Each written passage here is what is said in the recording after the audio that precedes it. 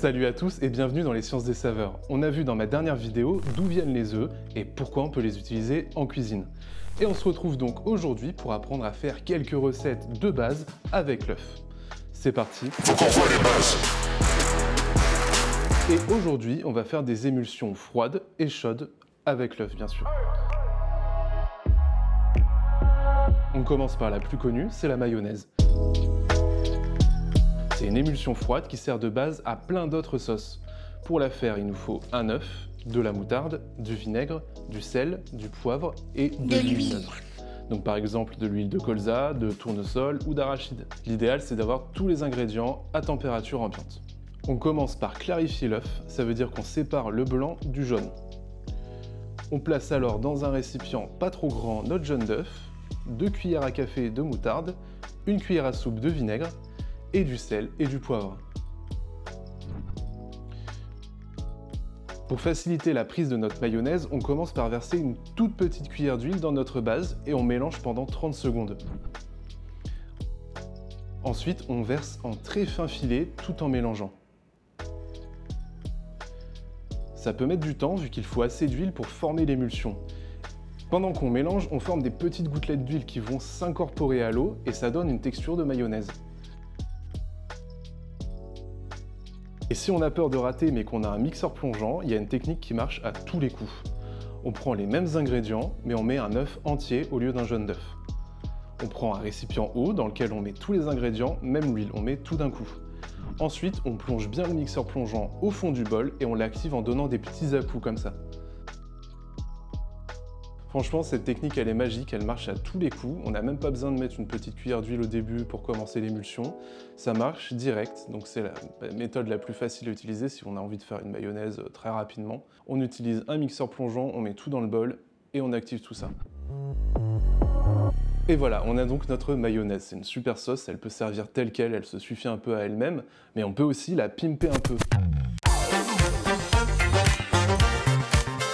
Moi j'aime bien par exemple mettre du piment d'Espelette dedans. Le piment il va piquer un peu mais pas tant que ça vu qu'il est compensé par le gras et ça donne le bon petit goût du piment d'Espelette, c'est vraiment pas mal.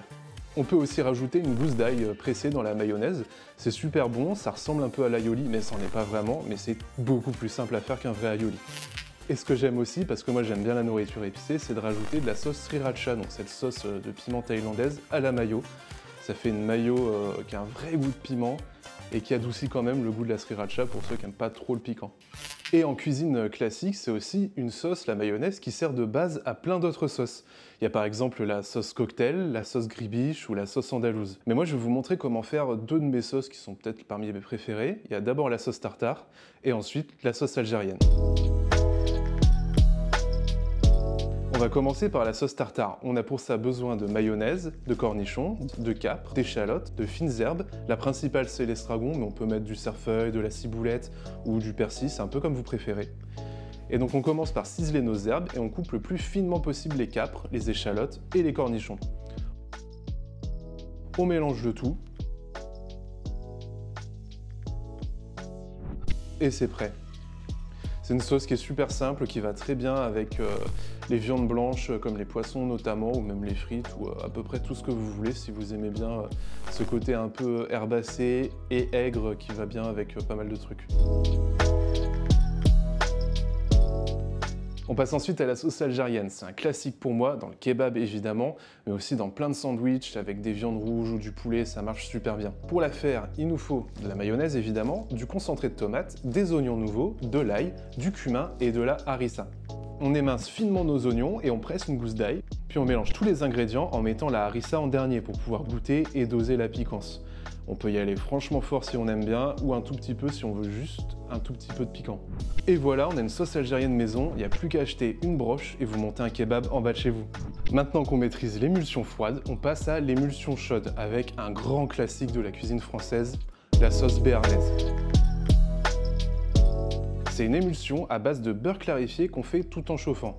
L'idée en fait c'est d'avoir un œuf qui est semi-coagulé, donc pas entièrement coagulé, et il faut donc jamais dépasser les 68 degrés pour cette recette. Et on va ensuite émulsionner ce jaune d'œuf avec un corps gras. Alors cette fois-ci c'est pas de l'huile, c'est du beurre clarifié. Alors c'est quoi du beurre clarifié? C'est un beurre qu'on chauffe tranquillement pour pas le brûler. Et quand on fait ça, on voit que le beurre il se sépare en deux phases. on a une couche blanche, c'est le petit lait, c'est des protéines et de l'eau. Au fond, on a le gras. Parce qu'en fait, le beurre, comme le lait, c'est aussi un mélange d'eau et de gras forcé. Et ouais, c'est une émulsion, tout simplement. Sauf que là, on vient de défaire l'émulsion en chauffant notre beurre. Et donc le beurre clarifié, c'est donc le gras du beurre qu'on va bien filtrer pour enlever toutes les impuretés et les restes de petit lait. On va donc pouvoir faire notre béarnaise. Pour ça, il nous faut donc du beurre clarifié, à peu près 150 g, 3 jaunes d'œufs, de l'estragon, du cerfeuil, une belle échalote, du poivre entier et du vin blanc. On va commencer par ciseler nos échalotes et nos herbes. On garde un peu d'herbes de côté pour la fin. On commence par faire chauffer tranquillement à la sauteuse les échalotes avec les herbes. Pour cette recette, c'est bien d'avoir une sauteuse ou une casserole à fond épais pour que la chaleur n'atteigne pas trop la surface de cuisson et ne cuise pas trop nos jaunes d'œufs. Une fois que l'échalote a fondu, on déglace au vin blanc. Ça nous permet de faire un peu baisser la température. On ajoute alors nos jaunes d'œufs et on fouette. Cette préparation de jaunes fouettés et cuits légèrement, c'est ce qu'on appelle un sabayon. C'est la base de plein de préparations en cuisine. Et je rappelle qu'on ne doit pas trop chauffer. Il ne faut pas atteindre la température de coagulation de l'œuf, donc pas plus de 68 degrés. L'idéal, c'est 60 degrés, comme ça on est sûr. Pour savoir si on est à 60 degrés, normalement, si on touche la casserole, ça brûle pas. Si ça brûle, vous allez le ressentir parce que ça fait mal. Ok. Normalement, notre sabayon, il va devenir légèrement mousseux et on va pouvoir verser en filet le beurre clarifié sur notre sabayon tout en mélangeant, comme pour une mayonnaise. Et si on pense qu'on n'a pas trop chauffé, on reste sur le feu. Sinon, on peut faire cette étape hors du feu. Quand ça a bien pris, c'est bon. On peut alors passer la préparation au tamis. Ensuite, on incorpore le reste des herbes hachées et on assaisonne si besoin. Et c'est prêt. C'est une sauce qui va super bien avec la viande rouge, notamment si vous aimez l'estragon, vous adorerez cette sauce. Et voilà, vous avez maintenant les bases pour faire des sauces maison qui sont déjà pas chères, faciles à faire et tellement meilleures que les sauces industrielles. Merci d'avoir regardé cette vidéo, je vous invite à vous abonner à cette chaîne YouTube, à me suivre sur les réseaux, notamment sur Instagram où je poste un peu plus de contenu. Et je vous donne rendez-vous tout bientôt pour la suite de cette vidéo. Cette fois, on a vu les émulsions et la prochaine fois, on va voir comment faire des mousses avec l'œuf. Merci et à bientôt sur les Sciences des Saveurs.